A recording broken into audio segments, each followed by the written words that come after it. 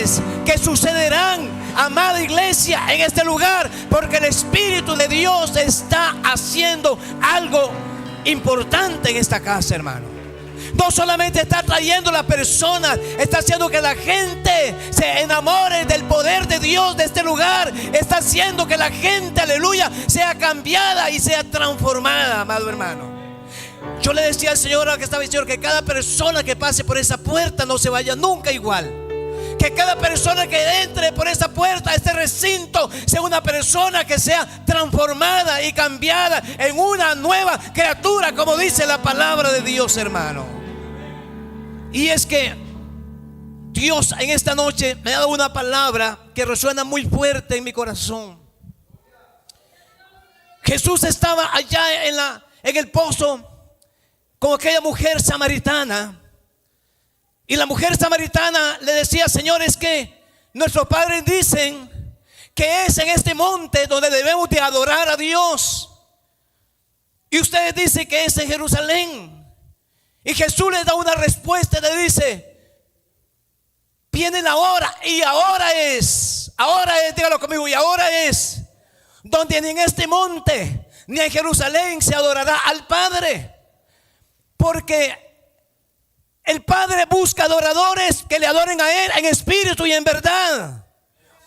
Él quiere que usted y yo le adoremos, pero le adoremos en espíritu y en verdad, hermanos. Cuando usted y yo nos convertimos en verdaderos adoradores de Dios, Dios va a hacer algo extraordinario en la vida de nosotros, hermano, en la familia de nosotros y también en la casa de Dios. ¿Cuántos dicen amén, hermanos? Ese es un tiempo glorioso, hermano. Vea, yo no sé si usted puede entender, pero yo creo que de aquí en adelante, hermano, los cultos no van a ser igual, hermano.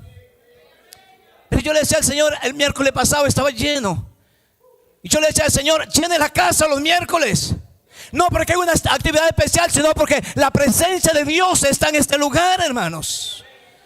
Que los que venimos el domingo también podamos hacer un esfuerzo para venir a la casa de Dios entre semana, porque yo creo que Dios está haciendo algo especial en nosotros, y Él es el que pone el querer como el hacer por su buena voluntad en nuestro espíritu y en nuestro corazón, para poder estar en la casa de Dios. Quiero en esta noche, amados hermanos, que abramos nuestra Biblia, y si usted se puede poner un momento de pie. Vamos a estar en el libro de Samuel. Dos pasajes, uno en Primera de Samuel y el otro en Segunda de Samuel. Primera de Samuel, vamos a ver un par de versículos y luego vamos. Primera de Samuel, capítulo 7, versículo 1 y 2, para que lo vayan. Primera de Samuel, capítulo 7, versículo 1 y el verso 2. Y luego iremos a Segunda de Samuel, capítulo 6, versículo, vamos a leerlo del 6 al 11. Primero, Primera de Samuel, primer carta de Samuel, del libro de Samuel, o primero de Samuel, capítulo 7, verso 1 y 2. ¿Lo tienen, mis amados? Dice así la palabra de Dios: vinieron los de Kerit Jearim y llevaron, dígalo conmigo, llevaron el arca de Jehová y la pusieron en la casa de Abinadab, situada en el collado, allá la parte alta. Ahí llevaron el arca de Jehová. El arca de Jehová, hermano, venía de haber sido capturada por los filisteos. Y los filisteos, hermano, por temor a lo que estaba sucediendo, que ahora vamos a verlo un poquito más adelante, ellos tuvieron temor. ¿Y sabe qué hicieron? Entregaron nuevamente al pueblo de Dios el arca de Jehová, o el arca del pacto. Y dice, a la casa de Abinadab, y dice, y subiendo en el collado, y dice, santificaron a Eleazar. Ahora vamos a ver quién era Eleazar, porque tenía otros dos hermanos más. Dice, y su hijo, a su hijo, para que guardara el arca de Jehová. Desde el día, dígalo conmigo, desde el día que llegó el arca a Kirib Jearim. Dice, pasaron muchos días. ¿Cuántos días pasaron, hermano? Usted que sabe cuántos días tiene el año, dice, pasaron muchos días. Dice, ¿cuánto, hermano? 20 años. Y toda la casa de Israel, el pueblo de Dios, el pueblo de Israel lamentó por la presencia de Dios, por la ausencia de la presencia de Dios en el pueblo, hermanos. 20 años estuvo, amado hermano, el arca del pacto ahí guardada en la casa de Abinadab. Versículo 6 del capítulo 6 de Segunda de Samuel. Aquí, hermanos, no lo voy a leer todo el pasaje, porque es cuando David intenta traer el arca del pacto que estaba en la casa de Abinadab para llevarlo a la ciudad de David, al palacio del rey. Pero suceden algunas cosas. Resulta, hermanos, que hicieron un carro nuevo, llevaban el arca y todo iba muy bonito. Todo el pueblo de Israel, los escogidos, el pueblo de Israel iban danzando porque el arca iba hacia la ciudad de David. Pero ve lo que sucede en el camino, amado hermano. Dice que habían dos jóvenes que eran hijos de Abinadab también, porque allá habla de uno, pero aquí habla de dos más. Uno se llamaba Usa y el otro Ahío. Perdón. Ok. Habían dos hijos más, pero vea lo que dice el verso 6 en adelante. Cuando llegaron a la era de Nacor, Usa, que era uno de los hijos de Abinadab, Usa extendió su mano al arca de Dios y la sostuvo. ¿Qué hizo, hermano? La sostuvo porque los bueyes habían tropezaron. Y el furor de Jehová se encendió contra Usa y lo hirió ahí Dios por aquella temeridad. Y cayó ahí muerto. ¿A dónde, hermano? Junto al arca de Dios, porque con la presencia de Dios no se puede jugar. ¿Cuántos dicen amén, hermanos? No podemos jugar con la presencia de Dios. Y se entristeció David por haber herido Jehová a Usa, y fue llamado aquel lugar Perez Usa hasta el día de hoy. Eso quiere decir, amados hermanos, quebrantamiento de Usa, o quebrantamiento por la muerte de Usa. De modo que David no quiso traer para sí el arca de Jehová a la ciudad de David. ¿Y qué hizo David, hermano? La hizo llevar David, dígalo conmigo, la hizo llevar David a la casa de Obed-Edom, Geteo. Y dígalo conmigo, y estuvo el arca de Jehová en casa de Obed-Edom, Geteo.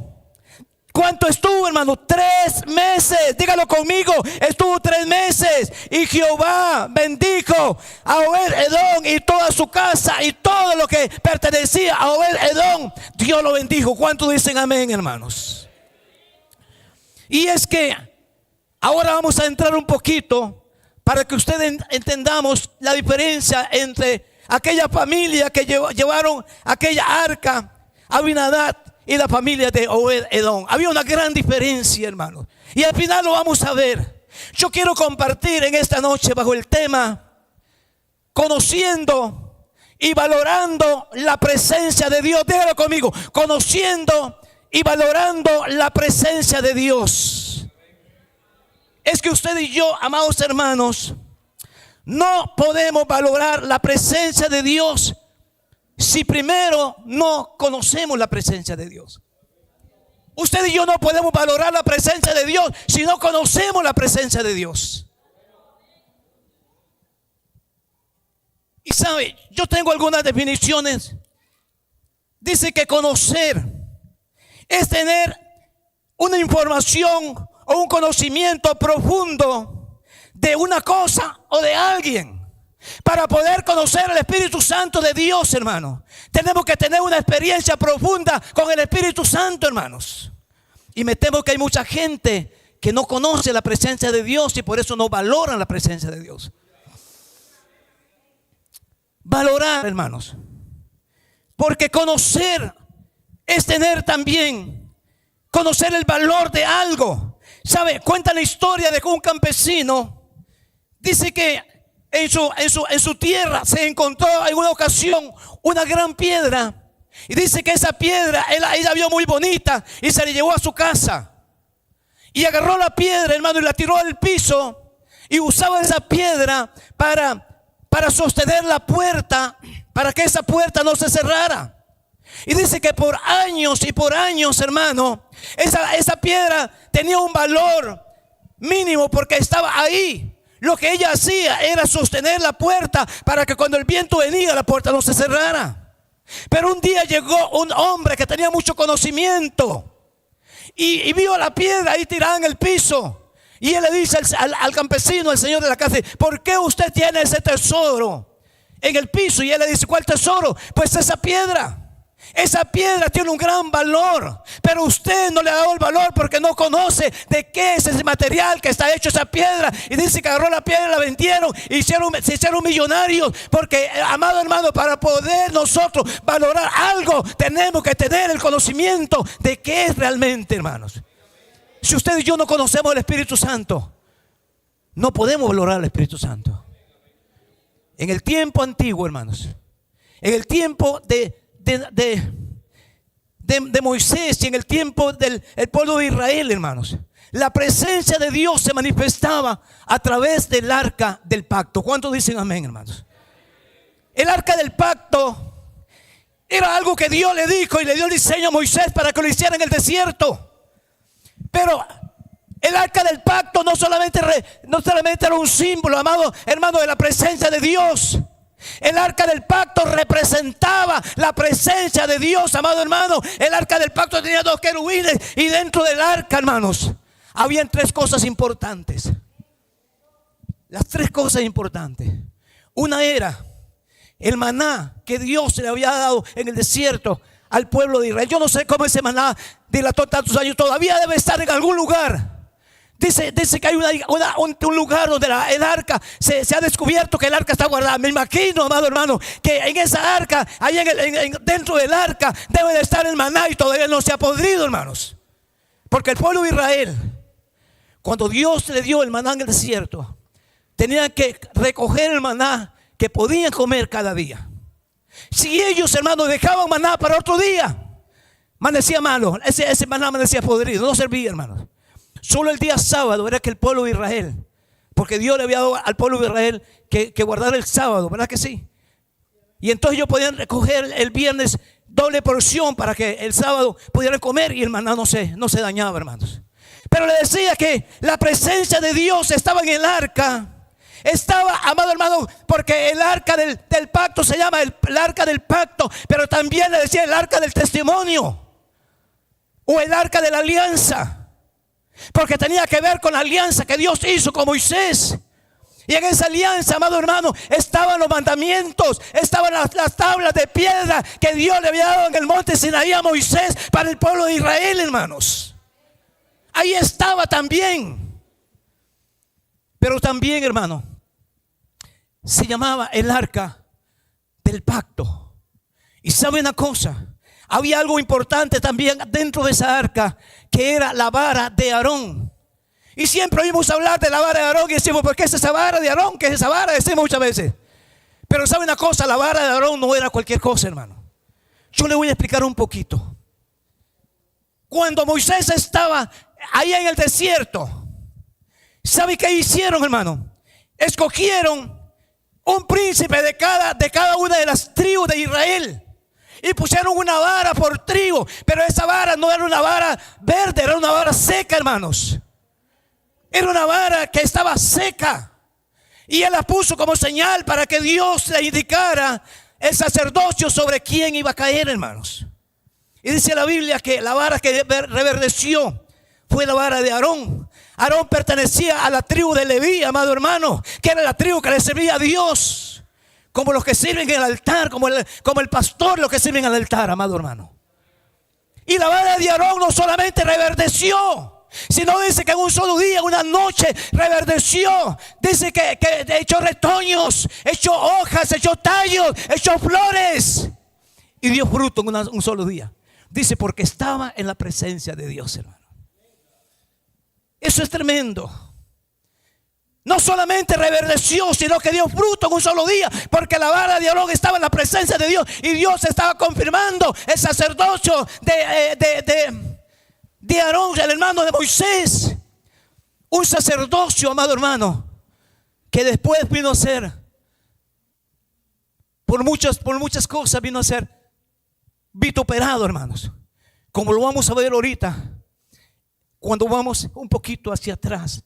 Porque yo quiero decirles, amados hermanos, que la presencia de Dios, cuando usted conoce la presencia de Dios, cuando usted valora la presencia de Dios, habrán cosas extraordinarias que sucederán en la vida de una familia, de una persona o de la iglesia, hermano. Pero cuando no conocemos la presencia de Dios, vendrán, amados hermanos, las consecuencias. Hay gente que se ha convertido en gente religiosa y tienen una gran, yo no sé, ahora vamos a ver un poquito, 20 años de estar en una iglesia, pero esa iglesia nunca ha podido entender y conocer y valorar la presencia de Dios, porque no conocen la presencia de Dios, hermano. O porque en algún momento dejaron la presencia de Dios a algún lado, hermanos, y se convirtieron en gente estéril, hermano. Pero yo quiero llevarlos un poquito más atrás. Las consecuencias, primero, de lo que es no conocer la presencia de Dios, no valorar la presencia de Dios, mi amado y mi amada hermana. Dijimos que necesitamos conocer la presencia de Dios para poder valorar su presencia. En el mismo libro de Primera de Samuel, en el capítulo 2, mi amado hermano, hay un versículo, el versículo 12.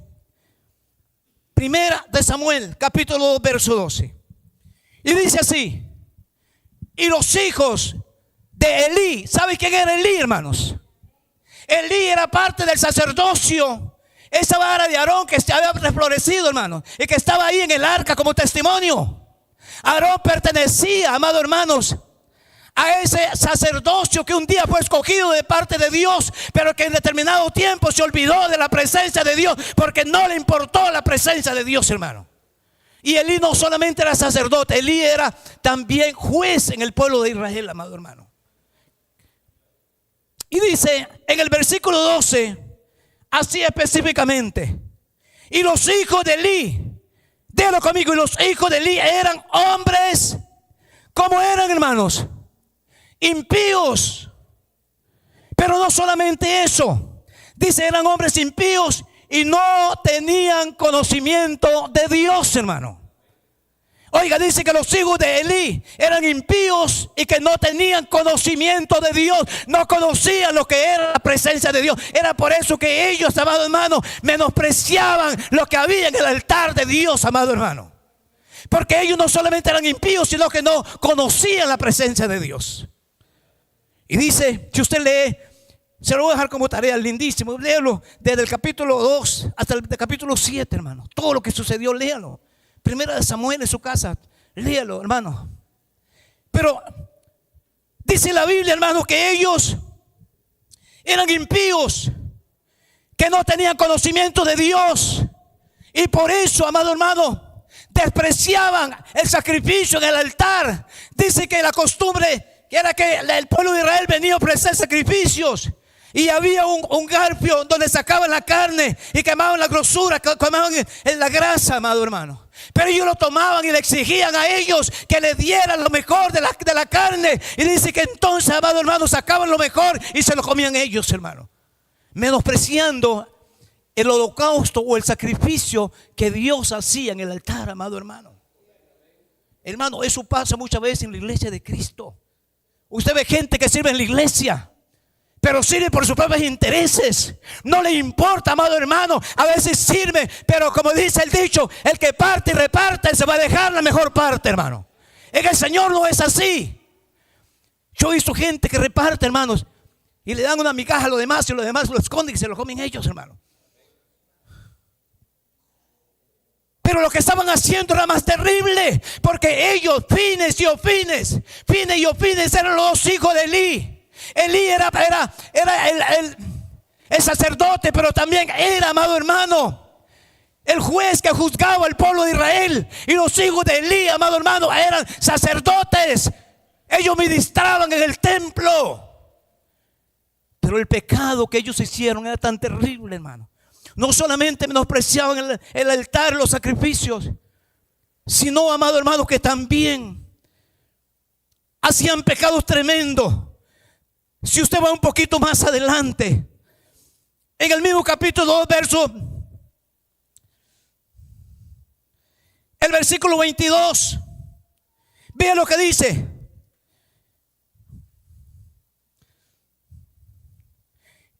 Vamos a ver el verso 17. Y era pues muy grande delante de Jehová el pecado de los jóvenes, porque los hombres menospreciaban las ofrendas de Jehová.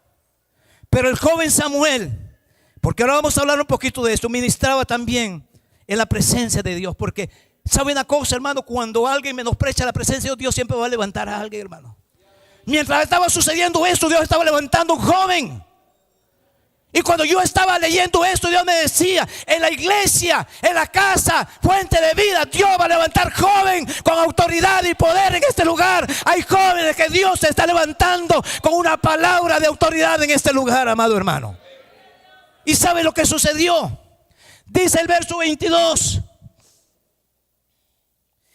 que Elí era un hombre muy viejo y oía de todo lo que sus hijos hacían con todo Israel o con el pueblo de Dios, y cómo dormían. Ve, hermanos, hasta que uno se le para la peluca, que ya gracias que ni tengo. Dice, y que sus hijos hacían con todo el pueblo de Israel, y cómo dormían con las mujeres que velaban en la puerta del tabernáculo de reunión. Aleluya, esto es algo terrible, hermanos. Porque los jóvenes, los hijos de Elí, no solamente menospreciaban, sino que también, amado hermano, cometían pecado en la casa de Dios. Porque no tenían, porque eran impíos y porque no conocían la presencia de Dios. El verso 2, 23. Y les dijo: ¿por qué hacéis cosas semejantes? Porque yo oigo de todo el pueblo. Allá había ventilándose las cosas, hermano. Porque como dice la Biblia, cuando el río suena, es porque trae piedra, ¿verdad que sí? Así es que parar las orejitas, hermano. Porque cuando algo usted oye por ahí, hermanos, hay que parar las antenitas, ¿verdad que sí? Porque algo puede estar gestándose o sucediendo por ahí, amado hermano. Porque yo oigo de todo el pueblo vuestro malo proceder. No, hijos míos, porque no es buena la fama que oigo de ustedes. No escucho cosas muy buenas de ustedes que sirven ahí en el altar, le dice. Pues hacéis pecar al pueblo de Dios. Porque como dice el dicho, una papa podrida, ¿qué hace, hermano? Pudre las que están a la par en el saco, ¿verdad que sí, hermano? Cuando en el saco comienzan las papas a podrirse, esas papas van a comenzar a podrir a otra, ¿verdad que sí, hermano? Y él le dice: no, hijos míos, pues no es buena la fama que oigo, pues hacéis pecar al pueblo de Jehová. Si pecara el hombre contra el hombre, los jueces, o lo juzgarán los jueces. Mas si alguno pecare contra Jehová, ¿quién, aleluya, quién, dice, rogará por él? Pero ellos no, y esto es importante, pero ellos no oyeron la voz de su padre, porque Jehová había resuelto hacerlos morir a los dos jóvenes, hermano. Porque llega un momento, amado hermano, que tanto juega con Dios la persona por no tener el temor de Dios y el conocimiento de Dios y la presencia de Dios, hermano, que Dios en algún momento también va a tener que manifestar su mano y hacer juicio contra los que se burlan de la palabra de Dios, hermano. Pero quiero decirles en este primer punto, hermanos, que Elí tenía la culpa de lo que sucedía con sus hijos. Porque dice la Biblia que hay un versículo que dice que ellos hacían estas cosas y Elí no les estorbaba, hermanos. Elí fracasó, y fracasó no solamente como sacerdote de la casa de Dios, como juez de la casa de Dios, sino que también fracasó como padre, porque ellos eran hijos y también eran sacerdotes en la casa de Dios, hermano. Qué tremendo cuando uno tiene un ministerio dentro de la iglesia y los hijos andan en las calles y los hijos son vituperados muchas veces los ministerios por causa de nuestros hijos, hermano. Hijos que están ahí, amado hermano, la gente está sirviendo en el altar y los hijos están ahí haciendo diabluras, como decimos nosotros, hermano. Porque muchas veces nosotros fracasamos, y cuando fracasamos como padres no podemos ministrar la obra de Dios, amado hermano. Si usted y yo, amado hermano, somos gente permisiva con nuestros hijos y permitimos que ellos hagan lo que les da la gana, nosotros no podemos ministrar en el altar de Dios, hermano.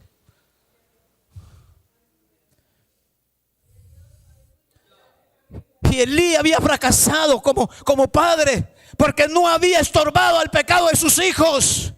Y Elí había fracasado ministerialmente porque sus hijos los tenían ministrando en el altar y se acostaban con las mujeres que servían en el altar, hermanos.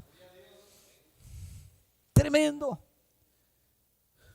Yo un día que hablaba con mi pastor, yo le decía: pastor, el pastorado no es un juego como la gente cree. Es una responsabilidad muy grande, hermano. Porque Dios un día también nos va a pedir cuenta a nosotros de lo que nosotros hicimos con las ovejas que Él puso en nuestras manos. Y sabe, yo recuerdo algunos años en una iglesia donde yo servía, muchos años. Yo no era pastor, pero habían cosas que se escuchaban que estaban sucediendo. Yo, como no soy tan vino muchas veces, hermano, porque podemos ver un poquito más adelante.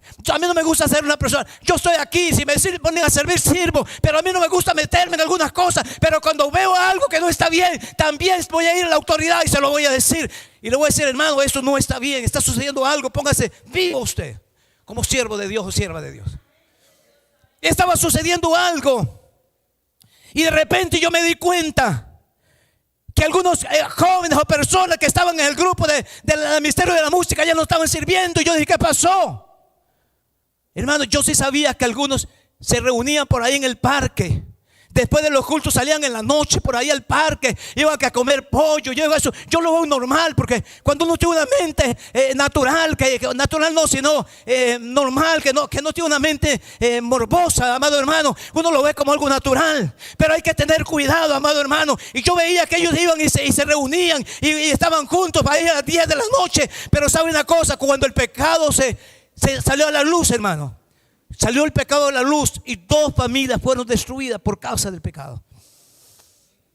Porque cuando servimos a Dios y no tenemos conocimiento de la presencia de Dios, no podemos valorar la presencia de Dios, amado hermano. Y entonces hacemos lo que nosotros queremos y no la voluntad de Dios. Y dice la Biblia, amado hermano, que Elí fracasó como sacerdote, pero también fracasó como padre. Es que a veces nosotros creemos, hermano, que el ministerio es como una herencia, ¿verdad que sí? Oiga, hermano, yo sí creo. Yo creo que el hijo de nuestro hermano pastor Brian y de la hermana Hazel, yo lo creo con todo mi corazón que él un día va a ser un siervo de Dios, que va a ministrar en la presencia de Dios. Pero nosotros no podemos creer que eso es una regla, hermanos. Hay hijos de nosotros que muchas veces, amado hermano, ni siquiera tienen el temor de Dios, pero queremos ponerlo a servir a Dios. Yo recuerdo una ocasión que yo fui a una iglesia muy grande en Bogotá, en Colombia, y yo le decía a mi esposa: qué tremendo, porque es una iglesia grande y uno ve cosas que suceden y cómo Dios está ahí, hermano. Pero hay cosas que a veces uno dice: Señor, ¿qué pasa? Porque es una iglesia que se acostumbró a ser una iglesia familiar solamente. Ahí la esposa, el esposo, los hijos, los nietos, los yernos son los únicos que pueden ministrar en el templo. Porque creemos muchas veces, amado hermano, que esto es una herencia que Dios nos da a nosotros. El ministerio no es una herencia, el ministerio es un llamado de Dios. Y Dios llama al que Él quiere, Dios escoge al que Él quiere. Porque Dios sabe y conoce el corazón de cada ser humano, amado hermano. Qué bueno es que la familia muchas veces sí pueden tener un ministerio, como los hijos de Rafita, que los tres le sirven a Dios, pero eso no es una regla, ni siempre va a suceder de esa forma, hermano. No siempre sucederá de esa forma. Yo recuerdo algunos años atrás, cuando yo estaba pastoreando en una iglesia en la frontera de Paso Canoas. Yo le digo porque yo viví la experiencia. Tenía mis hijos que servían en el altar. Y tuvimos una experiencia terrible, hermano. Yo estaba en San Vito abriendo una iglesia y estaba sucediendo algo, pero yo no podía entender. Yo veía que la presencia de Dios, porque cuando algo hay, amado hermano, en el altar que no es de Dios, amado hermano, el Espíritu Santo de Dios se contrista. Y hay cosas que suceden y usted dice, ¿por qué no hay presencia de Dios? ¿Por qué no hay presencia de Dios? ¿Por qué no ganamos las batallas espirituales? Y es que porque muchas veces hay pecado de personas que están ministrando en la iglesia, en el altar de Dios, amado hermano. Y Dios sacó a la luz el pecado de una de nuestras hijas que estaba ministrando en el altar. Cuando yo venía de San Vito de predicar, esa misma noche le dije a mi esposa, hoy mismo esa persona tiene que irse de esta casa. Llegamos y hablamos. Sí, está sucediendo, sí, llorando, papi. Pues usted ahora mismo agarra su ropita y se va a la casa de esa familia. Ese hombre con el que usted vive, que servía también y ministraba en la batería, hermano, usted tiene que hacerse cargo. Esa misma noche, amado hermano, se fue. Al tiempo vinieron llorando, le ayudamos, se casaron. Hoy tienen sus hijos, tiene un hijo que es mayor de edad, tiene otro que ya va a cumplir los 18, tiene una niña como de 13, 14 años.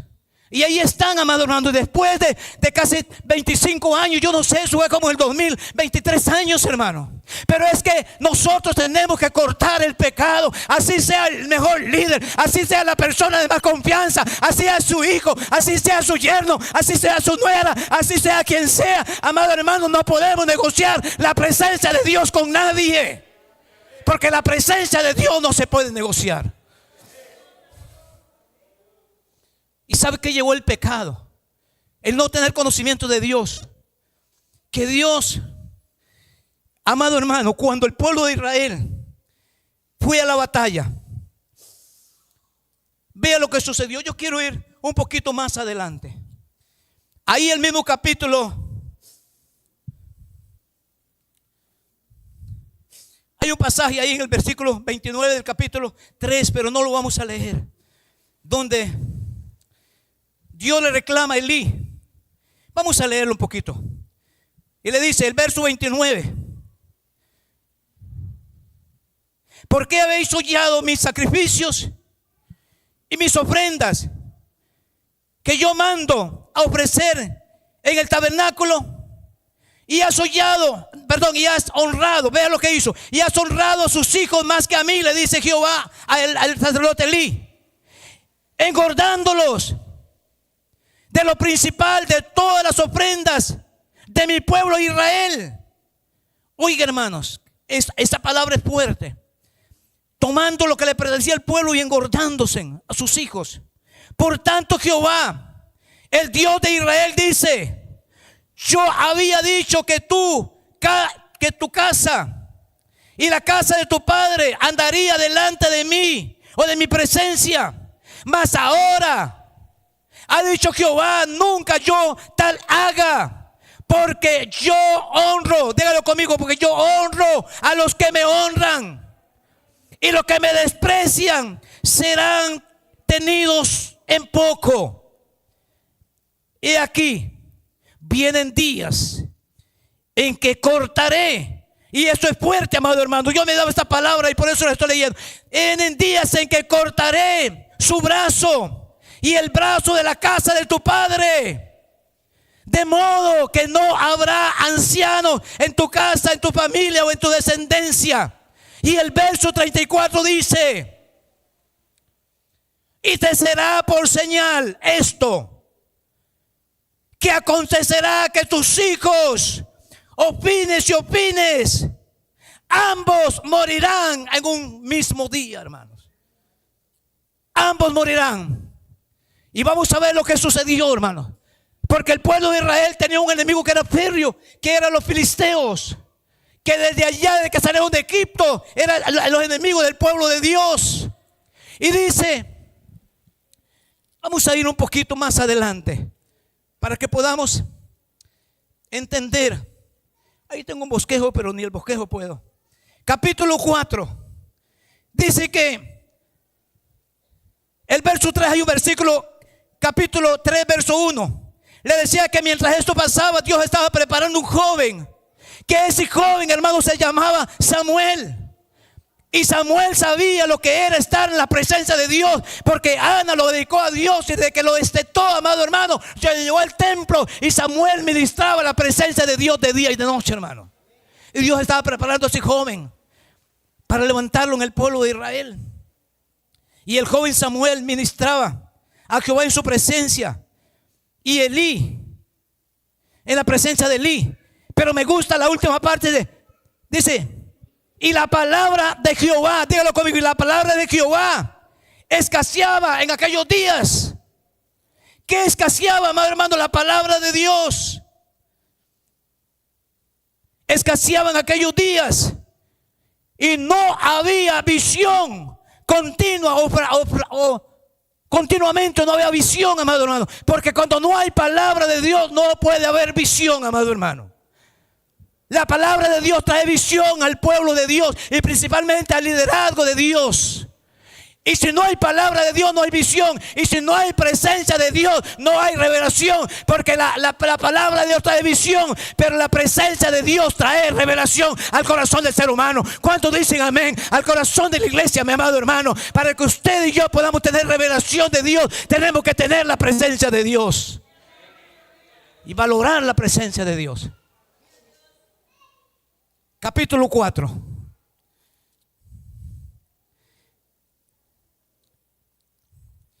Vamos a ver algunas cosas aquí importantes. Vienen los filisteos y tienen guerra contra el pueblo de Israel y los vence. 4,000 hombres fueron heridos del pueblo de Israel, hermanos, por los filisteos. Entonces los líderes y los escogidos de Israel dijeron, vamos a traer de Silo. Ahí es donde entra la parte que yo quiero que usted entienda. Vamos a traer de Silo el arca del pacto. Vamos a traer la presencia de Dios para que nos salve de nuestros enemigos. Vamos a leerlo un poquito, mi amado hermano. Dice así: cuando volvió el pueblo, capítulo 4, verso 3.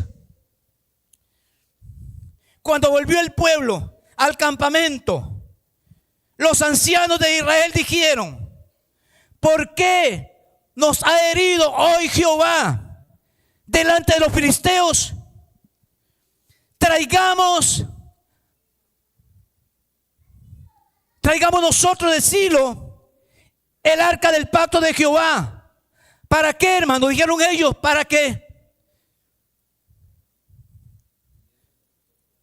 viniendo entre nosotros nos salve de nuestros enemigos. Y dice, y envió el pueblo a Silo y trajeron de ahí el arca del pacto de Jehová. Y eso quiero recalcar. Y dice, trajeron el arca del pacto de Jehová, o el arca del pacto de Jehová. Dice que moraba entre los querubines. Y los dos hijos de Elí, Fines y Ofines, estaban ahí en la presencia. Fines y Ofines estaban ahí con el arca del pacto de Dios. Mira, hermano, el arca del pacto no es un amuleto, hermanos. Hay gente que cree que la presencia de Dios es amuleto. Lo voy a traer para que Dios me libre de la brujería, del pecado. No, hermanos. No es así, hermanos. Ellos creyeron que trayendo el arca del pacto al campamento. Ellos iban a ganar la batalla con los filisteos, pero no era así, hermano. ¿Sabe por qué? Porque había pecado dentro del pueblo de Dios, amados hermanos. Y mientras no haya un cambio, mientras haya pecado en el pueblo de Dios, la presencia de Dios no va a poder hacer nada, ni le va a poder dar la victoria a un pueblo, hermano, o a una persona. Ellos trajeron el arca del pacto y ellos dijeron: vamos a traerla para que nos libren, para que nos salven de nuestros enemigos, los filisteos. ¿Y sabe qué sucedió? Que no solamente 4,000 hombres cayeron en esa batalla. Vean lo que sucedió, hermanos. Cuando ellos trajeron el arca del pacto y la pusieron ahí delante en la guerra, hermanos, dice: pelearon pues los filisteos, versículo 10, e Israel fue vencido y huyeron cada uno a sus tiendas, y fue hecho mucha grande mortandad, pues cayeron de Israel 30,000 hombres, hermanos, de a pie. Ya no fueron 4,000, sino 30,000 hombres cayeron de a pie.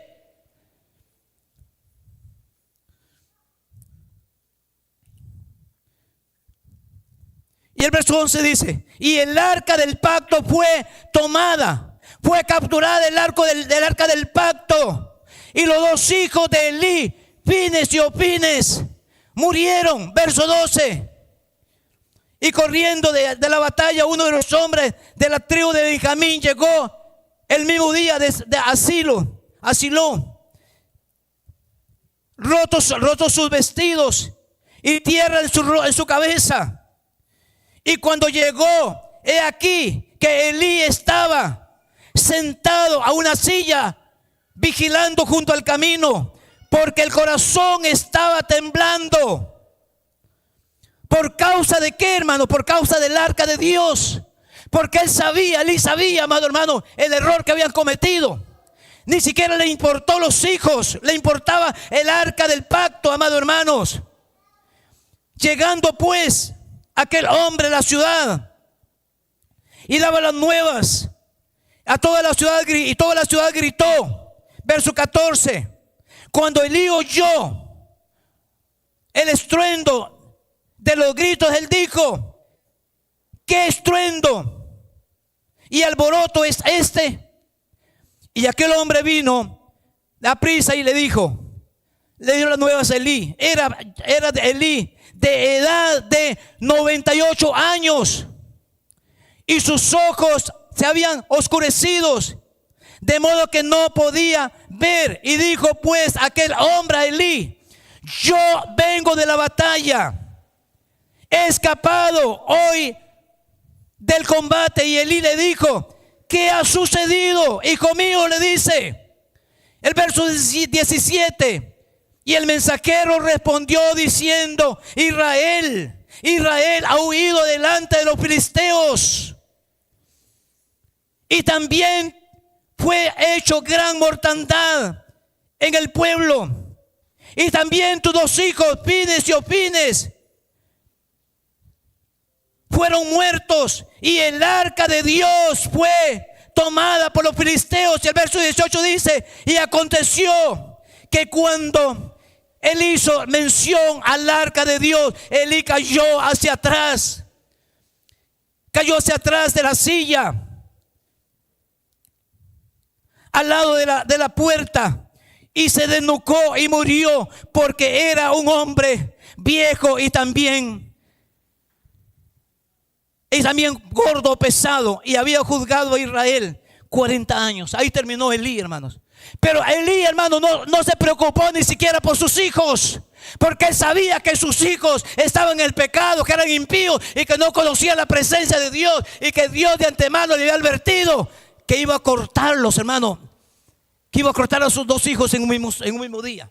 Y Elí, amado hermano, pero cuando se hizo mención de la presencia de Dios, que era el arca del pacto, dice que Elí se fue para atrás y se cayó y se desnucó, porque era un hombre de 98 años y era un hombre pesado y ya era viejo, y no aguantó, amado hermanos, el impacto de saber que el arca de Dios había sido capturada por los enemigos, hermano. Y si nosotros, yo le decía que usted métase en ese capítulo para que usted vea lo que sucedió. Porque le decía, amado hermano, que la presencia de Dios es para aquellas personas que se convierten en adoradores de Dios, amado hermano. Es aquella persona que entendemos que la presencia de Dios puede transformar y cambiar la vida del ser humano. Con la presencia de Dios no podemos jugar. Ellos dijeron, vamos a traer el arca del pacto, vamos a traer la presencia de Dios para que nos libre o nos salve de los filisteos. 30,000 hombres murieron, hermanos. Y si usted sigue leyendo, se da cuenta de lo que sucedió. El capítulo 5. Los filisteos llevaron el arca a donde estaba el Dios de ellos. ¿Cómo se llamaba el Dios de los filisteos? En Edom. Lo llevaron ahí, hermanos. Y llevaron el arca, el capítulo 5, al Dios Dagón, en la casa del Dios Dagón. Y dice que pusieron el arca, que era la presencia de Dios, junto al Dios Dagón. ¿Y sabe qué pasó? Dice que al día siguiente el Dios Dagón estaba arrodillado, postrado delante del arca de Jehová. Y los filisteos agarraron el arca, que era la presencia de Dios, y la volvieron a poner en el altar. Y al día siguiente, ¿sabe qué pasó? Apareció solamente el tronco del Dios Dagón, hermanos. La cabeza estaba descabezado y sin brazos. Porque la presencia de Dios, amado hermano, no se puede comparar. Dios es incomparable. La presencia de Dios no se puede comparar con nada, ni con ningún Dios, aleluya, de este mundo, amado hermano. Cuando usted y yo entendemos esto, usted y yo vamos a entender que la presencia de Dios es única y es incomparable, hermano. Podríamos hablar un poquito de eso, pero yo quiero llevarlos a la parte que yo quiero en esta noche, a la parte importante del mensaje. Recuerden que el mensaje se titula Conociendo y valorando la presencia de Dios. Los versículos que leímos, hermano, nosotros podríamos leer un montón más. Cuando vemos ahí en el segundo libro, donde dice, amado hermano, que Usa echó mano del arca. Usa era hijo de Abinadab, pero él no estaba preparado, amado hermano, porque el otro punto es que usted y yo no podemos tratar de tocar la presencia de Dios con las manos sucias, hermano. El único que había sido santificado para que llevar el arca y guardarla a la casa de Abinadab, hermano, era el otro hermano de ellos que estábamos leyendo ahí en el capítulo 7 de Primera de Samuel, donde dice que Eleazar fue preparado para llevar el arca. Después de que los filisteos, amado hermano, entregan el arca por temor, porque estaban sucediendo cosas tremendas. Habían úlceras, habían cosas, habían cáncer, cosas que estaban sucediendo en el pueblo por causa del arca del pacto, amado hermano. Y ellos se entregaron y lo llevaron a la casa de Abinadab. Pero a este hijo de Abinadab sí lo habían preparado para que llevara el arca. Pero el arca del pacto que llevaron de los filisteos, hermanos, lo llevaron y lo metieron en una casa. Esa familia, hermanos, la casa de Abinadab, dice la Biblia que Abinadab significa un padre solícito o un padre dispuesto. Él era un padre, amado hermano, que estaba dispuesto para que la presencia de Dios y el arca de Dios fuera guardada solamente. Pero él no lo podía entender porque él no era un adorador, porque él no conocía la presencia de Dios, porque no era una persona que conocía a Dios, amado hermano, y el arca del pacto solamente fue guardada. ¿Y sabe cuánto tiempo estuvo la presencia de Dios en esa casa? Y ellos no se dieron cuenta. 20 años, hermano. 20 años. Posiblemente el arca del pacto era como un mueble más en esa casa. Yo no sé si la metieron en un cuarto. Yo no sé si la tenía porque era muy linda. Yo ahora temprano estaba viendo. El arca del pacto era forrada de un oro puro, hermanos. Y tenía 2 querubines. Los querubines estaban así, hermanos, encontrados.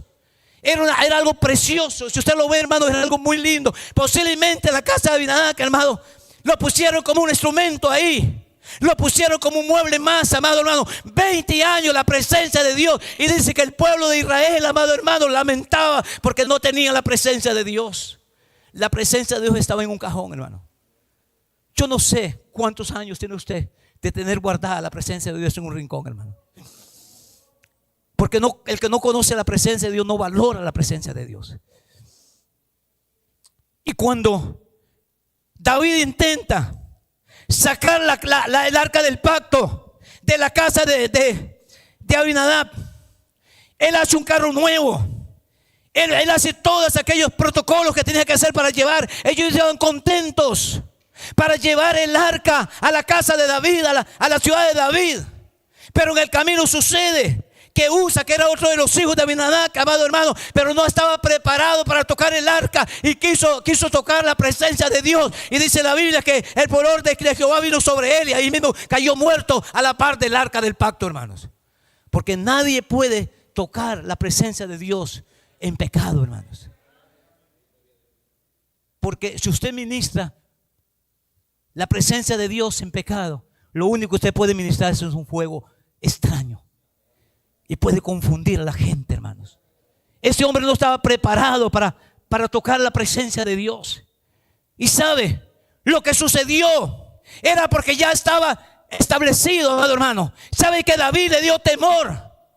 David le dio temor llevar el arca y él dijo: me da dolor porque a la muerte de Usa, posiblemente él quería mucho y lo conocía, era alguien que era un líder, y dice que él no quiso llevar. Él tenía dolor porque Dios había quebrantado el pueblo de Israel, amado hermano, matando a Usa. Y entonces dice que agarró el arca y la llevó a una casa. Pero hermano, ahí es donde yo quiero llevarlos a ustedes en esta noche. La casa donde fue llevada la presencia de Dios, amados hermanos, no era cualquier casa, no era cualquier familia. Cuando usted se da cuenta quién era Obed-Edom, pastor, ¿quién era Obed-Edom? Obed-Edom era nada más y nada menos que el abuelo del rey David. Obed-Edom, hermanos, fue aquel niño que le nació a una mujer llamada Ruth. Una mujer que quedó en la historia de la Biblia siendo una moabita, siendo una mujer que no pertenecía al pueblo de Israel. Cuando Noemi se fue con sus hijos y sus hijos se casaron, murieron sus hijos en aquel lugar, fuera de Jerusalén. Y dice que murieron y las dos nueras quedaron. Y Noemí se viene con la mano vacía nuevamente a su pueblo. Y él le dice: ya yo estoy vieja, yo no puedo darle hijos para que vuelvan a tomar hijos y puedan dar los nietos. Lo estoy parafraseando un poco. Así es que vaya a su casa, busquen un marido y cásense, porque ya yo estoy vieja y no puedo darle hijos. Pero Ruth se volvió y le dijo a Noemí: no, donde tú vayas yo iré. Tu pueblo será mi pueblo. Tu Dios será mi Dios. Y donde tú mueras, ahí también yo moriré. Y ustedes conocen la historia como Ruth se vino y se encontró a aquel hombre que llamaba Boaz en los campos de Moab y que estaba recogiendo espigas. Y el hombre se llevó a Ruth y nació un hijo que es igual a ser, amado hermano, como el aye de aquella mujer de Noemí, amado hermano. Y a aquel niño le pusieron Obed. Y Obed, amado hermano, significa adorador, hermanos.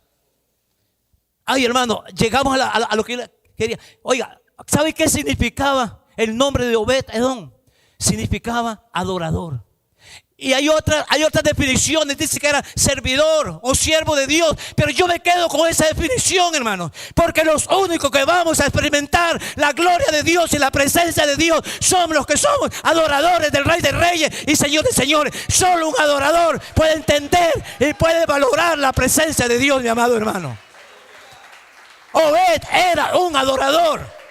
No era cualquier persona, no era cualquier casa, amado hermano. Y dice la Biblia que llevaron el arca del pacto a la casa de Obed. Y en 3 meses Dios bendijo la casa de Obed-Edom. Dice su casa, todo lo que tenía fue bendecido. Porque yo quiero decirle algo, hermano. Cuando usted y yo nos convertimos en verdaderos adoradores, Dios no necesita mucho tiempo. Dios no necesita 20 años, hermano. Le decía la diferencia entre Abinadab y Obed-Edom, hermano.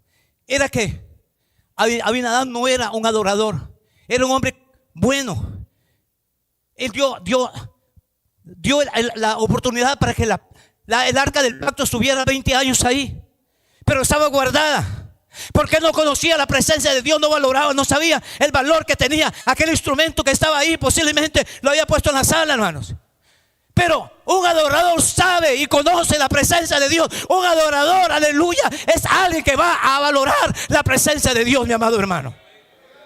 Y sabe, Dios le decía, ve, hermano, yo el domingo que estaba aquí, yo decía, Señor, qué tremendo lo que Dios está haciendo en este lugar, lo que Dios va a seguir haciendo. Y sabe, yo no soy una persona de dar palabra a nadie, hermano. Pero Dios me decía temprano, cuando estaba en la oración, me decía, aquí en la casa hay dos jóvenes, me dijo el Señor, que Él va a levantar poderosamente en este lugar. Dice, yo voy a levantar muchos jóvenes, pero especialmente voy a levantar dos jóvenes que pronto ellos van a ser escuchados dentro de mi casa, dice el Señor. Y yo le decía al Señor, pero ¿cómo? Y sabe, yo le decía al Señor, pero...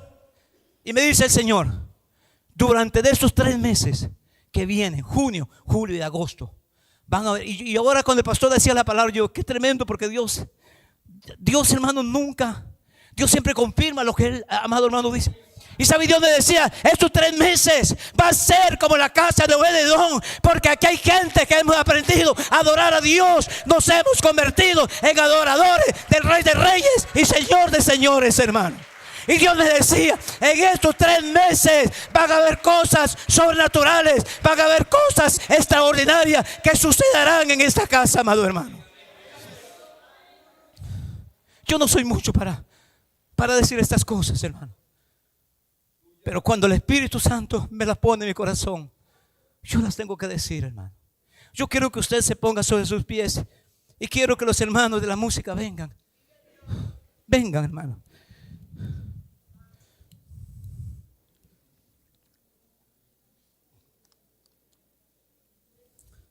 Solo un verdadero adorador puede conocer la presencia de Dios. Yo no puedo ser un adorador si no conozco la presencia de Dios. Yo no puedo ser un adorador si no valoro la presencia de Dios, hermano. En la iglesia hay mucha gente. La iglesia, amado hermano, es muy grande. Pero el Señor me decía, son pocos los adoradores. Porque el Señor dice, porque yo busco adoradores, pero adoradores que me adoren a mí en espíritu y en verdad. Los verdaderos adoradores adoran a Dios, o adoramos a Dios en espíritu y en verdad. Y me decía el Señor, ¿sabe por qué? Hay mucha gente que no es prosperada y bendecida como en la casa de Abinadab, porque no son adoradores. Y hay gente que llega a la iglesia, hermanos, y de repente usted los ve 3 meses están sirviendo a la iglesia, y hasta los 3 meses usted lo ve que están sirviendo y están creciendo, porque se convierten en verdaderos adoradores del Rey de Reyes y Señor de Señores, hermano. Y un verdadero adorador, la casa va a ser prosperada, su vida va a ser prosperada, su trabajo va a ser prosperado. Dice que en 3 meses Dios bendijo la casa de Obed-Edom, porque Obed-Edom no era cualquier casa, no era cualquier familia, era una familia que adoraba a Dios. Venía, hermano, en su sangre venía la adoración a Dios, hermano, por aquella su madre que era Ruth. Venía en su sangre la adoración, hermano. Usted y yo debemos de tener en nuestros genes la sangre, en nuestra sangre, la adoración a Dios, hermano. Usted y yo tenemos que tener en lo profundo de nuestro corazón lo que es la presencia de Dios, para convertirnos en verdaderos adoradores y para que la gloria de Dios sea manifestada en tu vida, en tu casa y en tu familia, amado hermano. No podemos seguir igual, hermano. Yo no toqué la parte, pero dice que cuando el arca del pacto fue llevada de los filisteos, cuando la entregaron, dice que la trajeron y la llevaron a un lugar, a una roca alta. Y los moradores que eran del pueblo de Israel, dice que vinieron y miraron lo que había dentro del arca del pacto. Dice que comenzaron a mirar lo que había dentro. ¿Y sabe qué sucedió? 50,000 hombres murieron. por haber estado mirando lo que había dentro. Porque Dios no quiere mirones en su iglesia. Dios quiere adoradores que le adoren en espíritu y en verdad. Los mirones, hermanos, solamente están ahí mirando. Los mirones solamente están criticando, están viendo lo que sucede para criticar. ¿Saben una cosa? Esos hombres comenzaron a ver lo que había dentro del arca del pacto, y 50,000 hombres murieron, hermano. La matanza más grande que registra la Biblia, la historia del pueblo de Israel, hermano. Porque Dios no quiere los mirones. Dios no quiere ¿cómo se llama?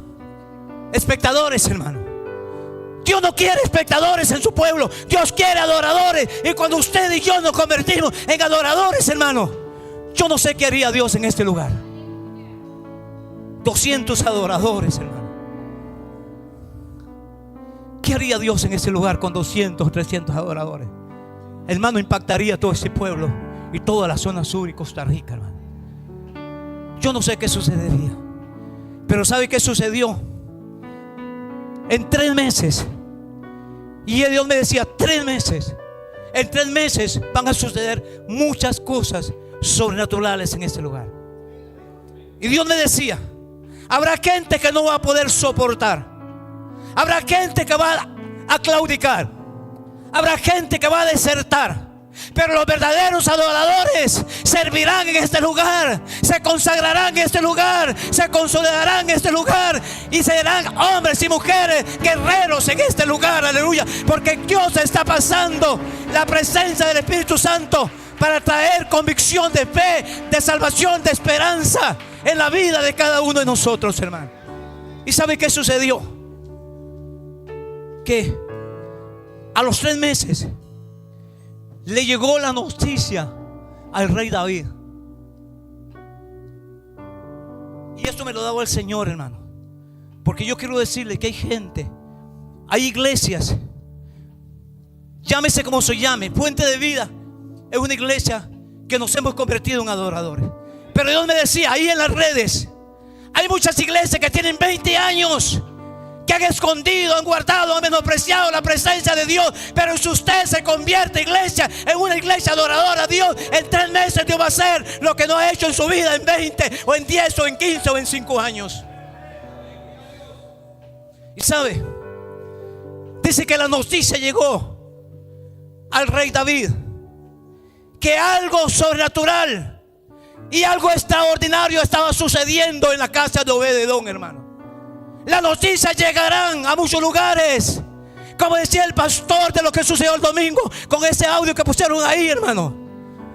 La noticia llegará a muchos lugares, que hay una iglesia adoradora en este lugar y que Dios está haciendo cosas extraordinarias en este lugar, mi amado hermano. Dice que David escuchó la noticia de lo que estaba sucediendo.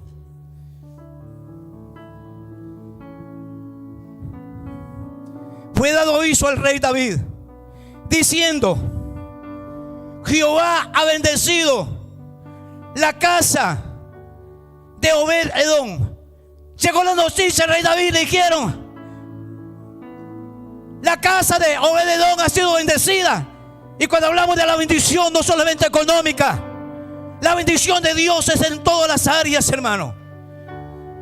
Jehová ha bendecido la casa de Obed-Edom y todo lo que tiene, la casa, tus hijos, su nieto, su ganado y todo lo que tiene. Y a causa del arca de Jehová, a causa del arca de Dios, entonces David fue y llevó con alegría el arca de Dios de la casa de Obed-Edom a la ciudad de David, hermanos.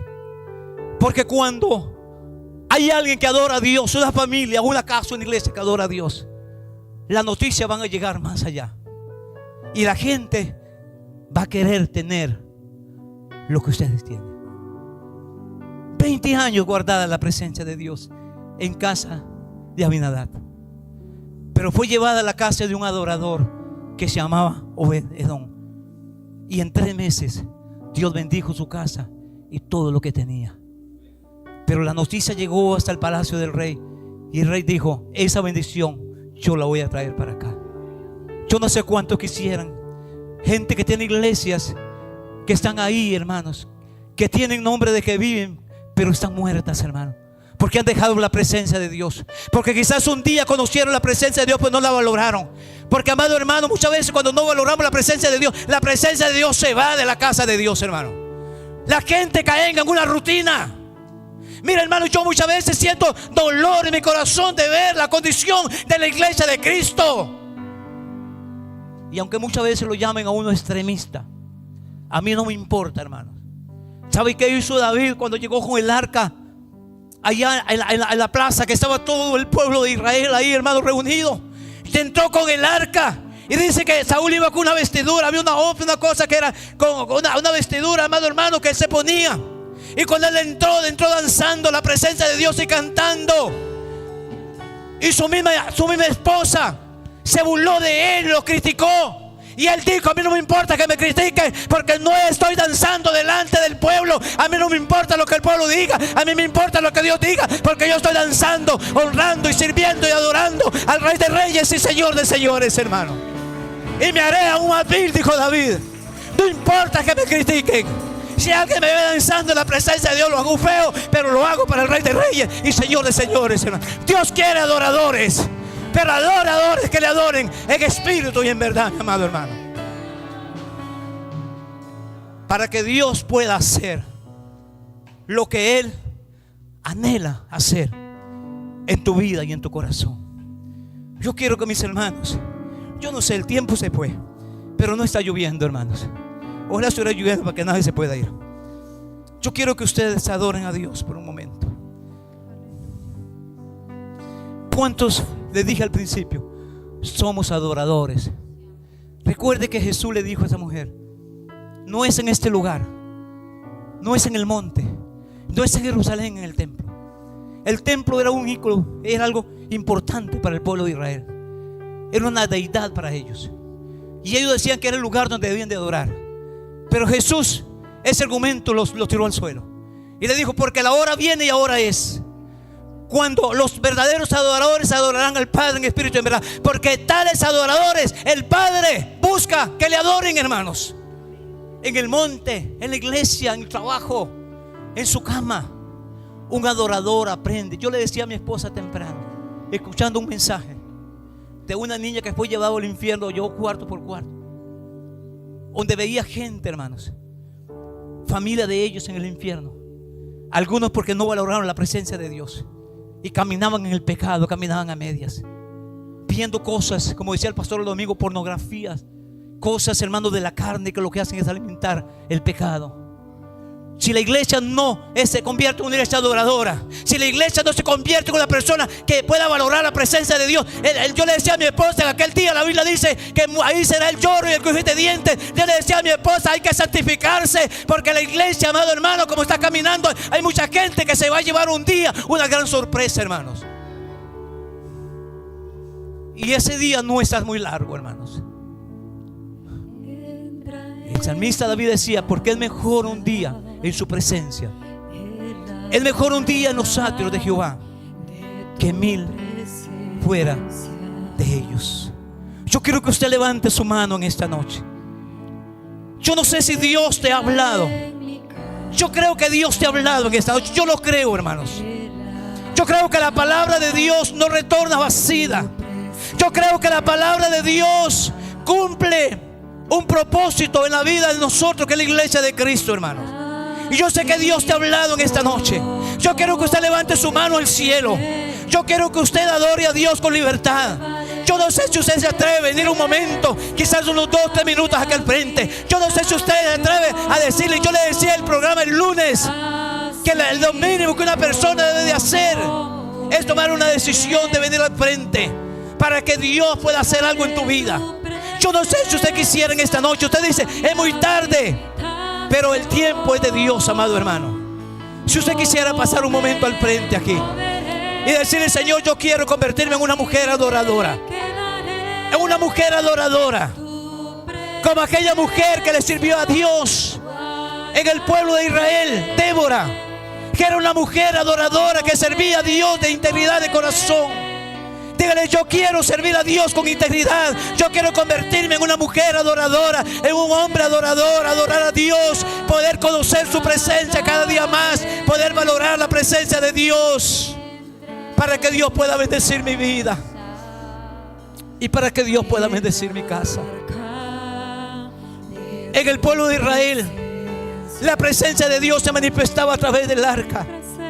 Pero hoy usted y yo, amado hermano, tenemos acceso a la presencia de Dios porque tenemos el Espíritu Santo de Dios. Dios ha dejado el Espíritu Santo para que usted tenga acceso al lugar santísimo.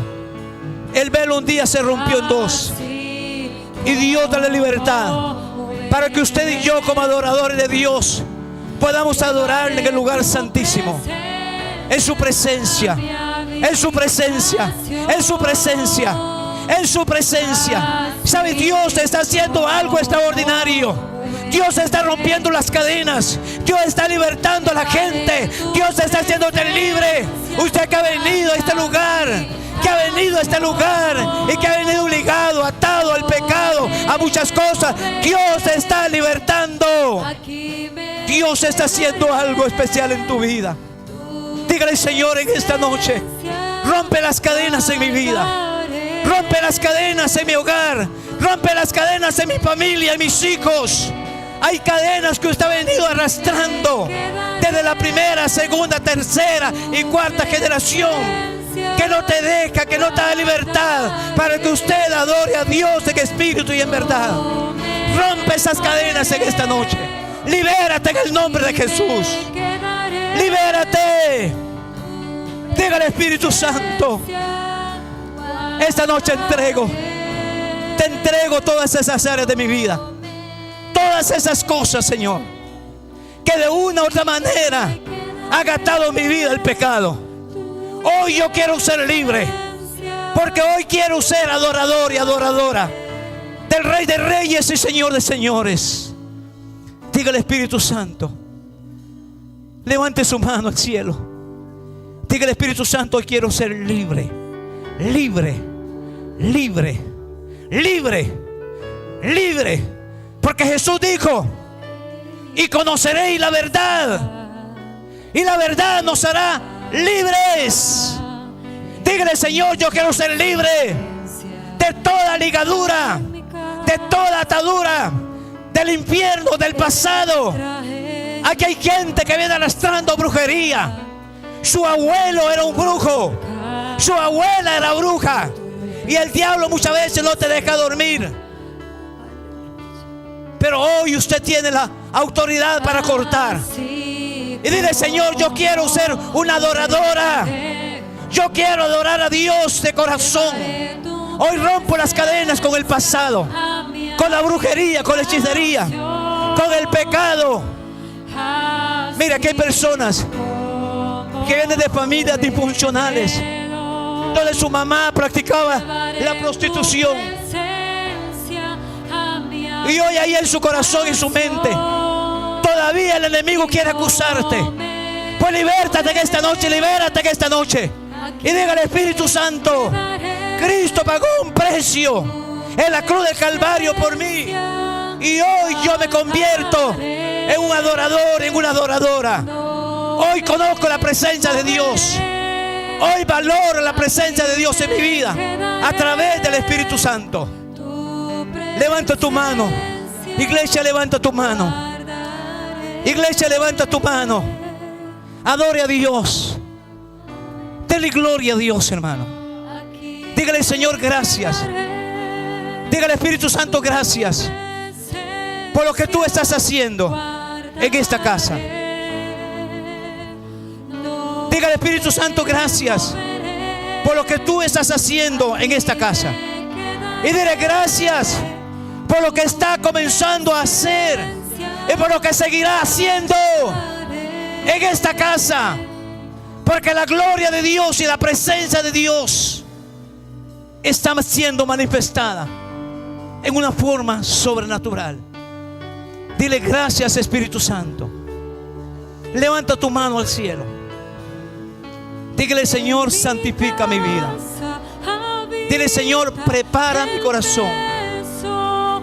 Yo quiero estar lista y preparada. Yo quiero estar listo y preparado para recibir lo que viene. Señor, prepara este odre para que el vino nuevo pueda reposar en este odre, en mi corazón, y que cuando el Espíritu Santo impacte mi vida, yo pueda responder en santidad, en integridad delante de ti.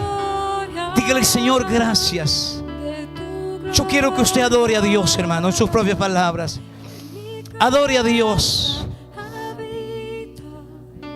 Dele gloria a Dios en esta noche, amado.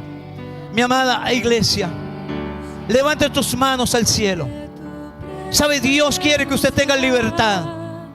Dios no puede hacer nada, hermanos, si usted no se lo permite. Si usted no abre su corazón a Él, Dios no puede hacer nada. Pero si tú abres su corazón a Él, Él va a hacer cosas extraordinarias en tu vida. Va a transformar y va a cambiar tu vida. Ay, caramba, Padre. Oh, Espíritu Santo.